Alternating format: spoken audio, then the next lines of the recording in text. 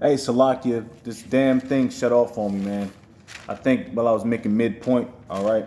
But we're going to continue in economic decline scenario 2020. I believe I read everything. I'm just going to read it real quick just to be caught up. It says, after years of swelling deficits fed by incessant warfare in distant lands in 2020, I read all that, okay. Okay, unable to pay for swelling deficits for selling now devalued treasury notes abroad, Washington is finally forced to slash its bloated military budget. All right, and the military budget is there's really no budget. All right, because you know the government can just type a number in a computer and that's their fucking defense spending bill. All right.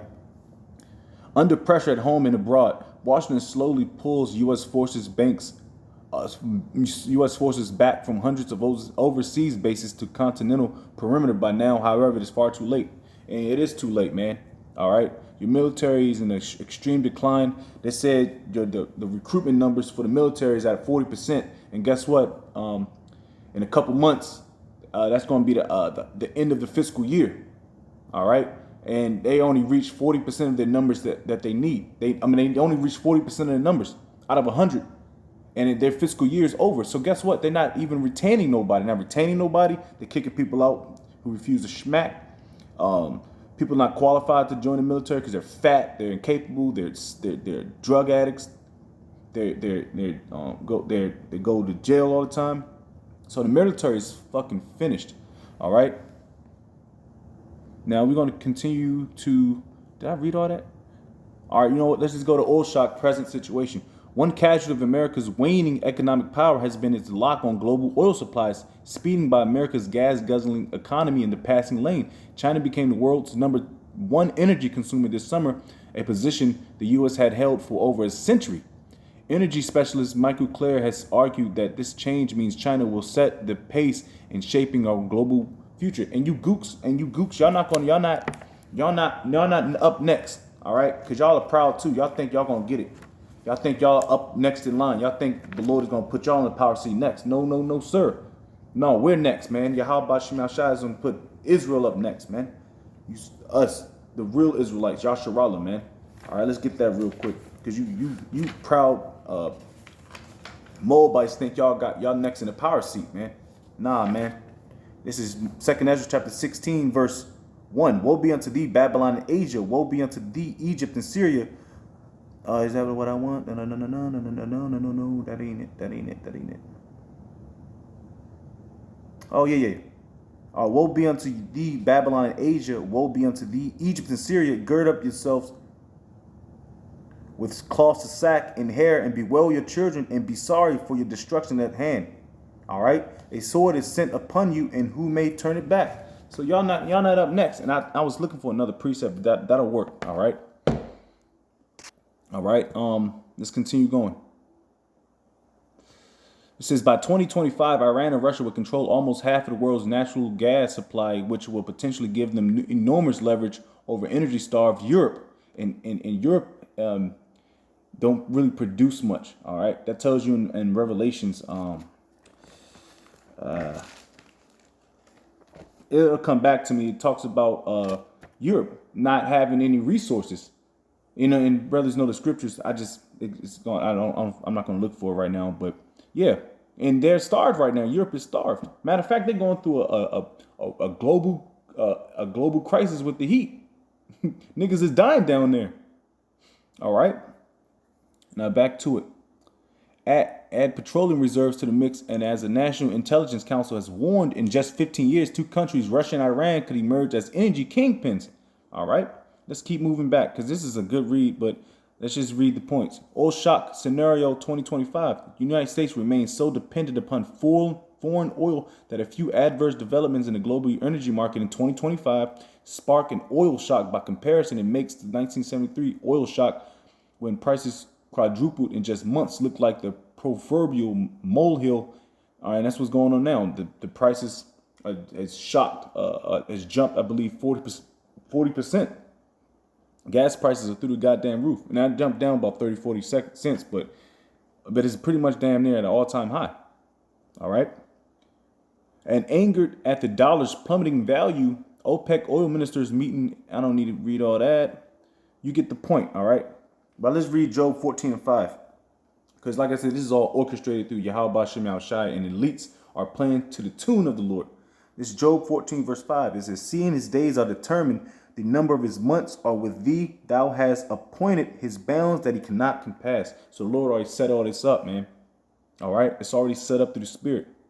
That y'all are finished, man. And I don't want to keep going too much, but like I said, this is a long read, man. We could be here for a couple hours trying to read all this. But let's go into WW3.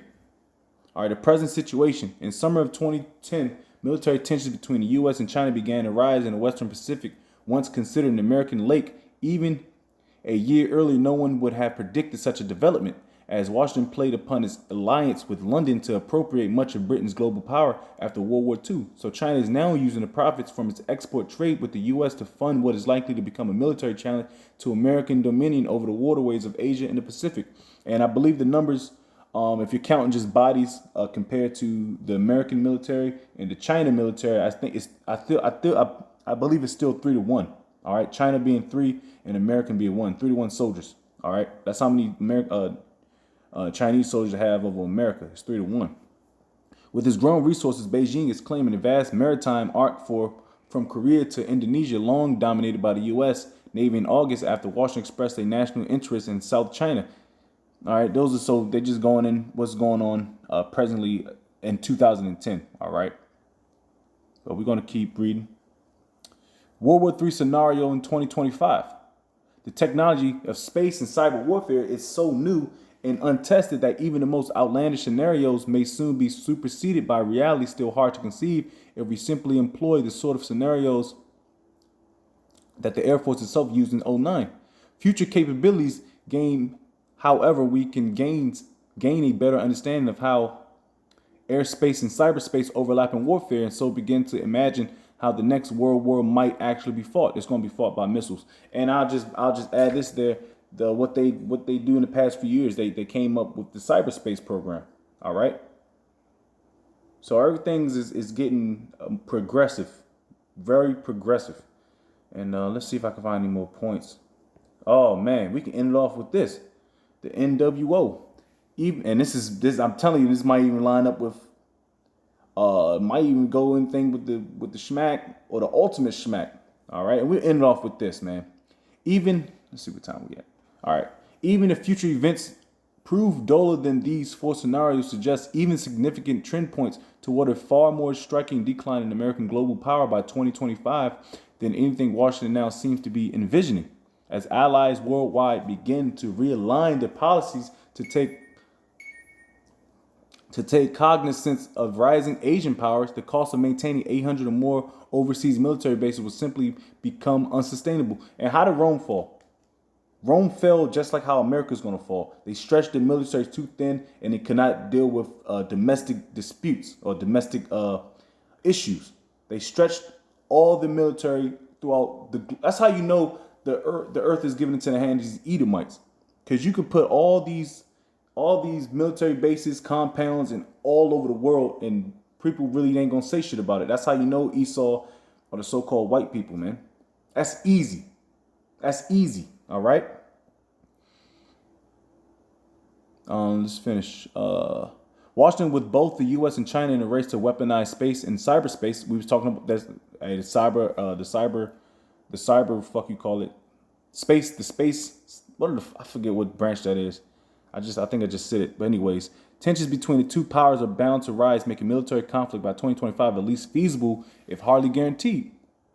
All right. Complicating matters even more, the economic, military, and technological trends outlined above will not operate in tidy isolation. As happened in European empires after World War II, such negative forces will undoubtedly prove synergistic. They will combine in thoroughly unexpected ways, creating crises for which Americans are remarkably unprepared, and threaten to spin the economy into a sudden downward spiral, consigning this country to a generation or more of economic misery. That's what's happening right now in the year 2022, the year of the turn up of Yahweh Shem Shai. So the Lord's put the spirit on this dude to make this joint, in December 6th of 2010, and it's right aligned with everything.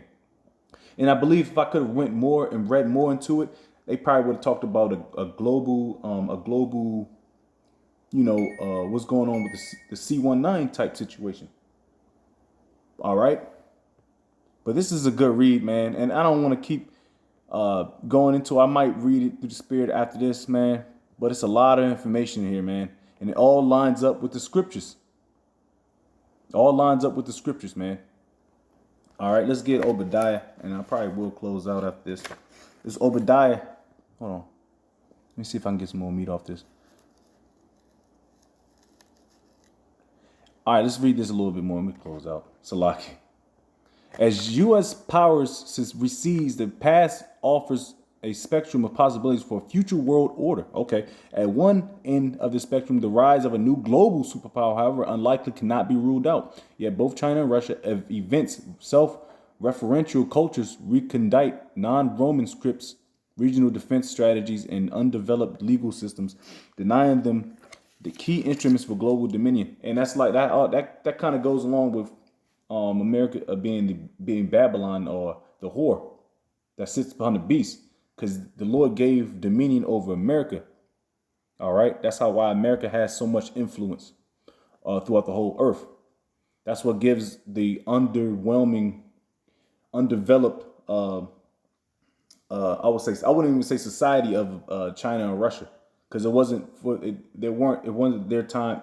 It's not their business to lead or the global economic, the global downfall, if it makes any sense.